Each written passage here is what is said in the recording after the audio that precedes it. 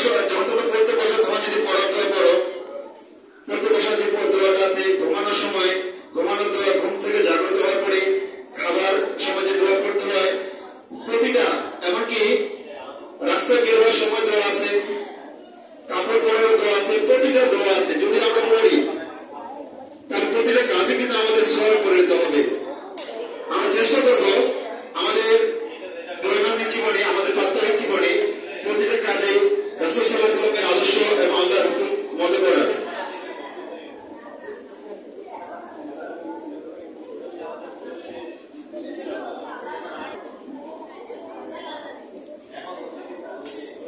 আমাদের নবী, আচ্ছা, পৃথিবীর প্রথম নবীর নাম তো আমরা সবাই জানি, জানি না?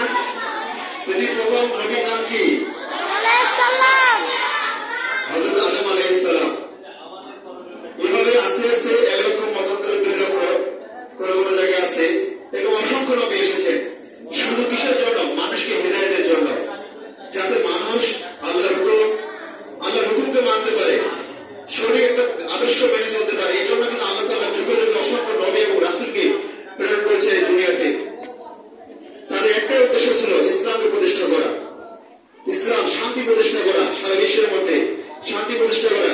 এই জন্য রাসূল সাল্লাল্লাহু আলাইহি ওয়াসাল্লাম যখন বিদায় ভাষণ দেন, তখন তার যে সাহাবা আজমাইনটা ছিল, তিনি যখন বললেন যে আজ তোমাদের জন্য আল্লাহ দিন তোমাদের কাছে পরিপূর্ণ করা হলো, তখন সমস্ত সাহাবীকে বলবো যে হে মানুষ সকল, হে সাহাবীগণ, আমি আমার পর আল্লাহ তাআলার যে অর্পিত দায়িত্ব এবং হুকুম অর্পিত করা হয়েছিল, আমি কি তোমাদের কাছে সেটা পৌঁছাতে পেরেছি? সমস্ত সাহাবীগণ এক বাক্যে বললেন, ইয়া রাসূলুল্লাহ, আপনি শুধু আমাদেরকে আমাদের সাথে প্রেরণা করেননি, আমাদেরকে হাতে কলমে প্রশিক্ষণ দিয়ে দিয়েছেন। তিনি ছিলেন সর্ববিশ্বের শিক্ষকের শিক্ষক। একটা জিনিস কি লক্ষ্য করছো? পৃথিবীর সকল ব্যক্তির কোনো না কোনো শিক্ষক আছে, কিন্তু মুহাম্মদ সাল্লাল্লাহু আলাইহি ওয়াসাল্লামের শিক্ষক কোনো দুনিয়ার কোনো মানুষ নয়। যদি কোনো ব্যক্তি মুহাম্মদ সাল্লাল্লাহু আলাইহি ওয়াসাল্লামকে পড়াইতো, তাহলে কিন্তু সে মুহাম্মদ সাল্লাল্লাহু আলাইহি নবী বলে মানতে তার দ্বিধা হইতো। কিন্তু আল্লাহ তাআলা এমন ভাবে তাকে শিক্ষাদান করলেন হযরত জিবরাইল আলাইহিস সালামের মাধ্যমে, যে কোনো মানুষ যাতে বলতে না পারে যে আমার নবীকে কোনো মানুষ পড়াইছে। আল্লাহ তাআলা তাকে গায়বী কুদরতের মাধ্যমে তাকে শিক্ষাদান করেছেন।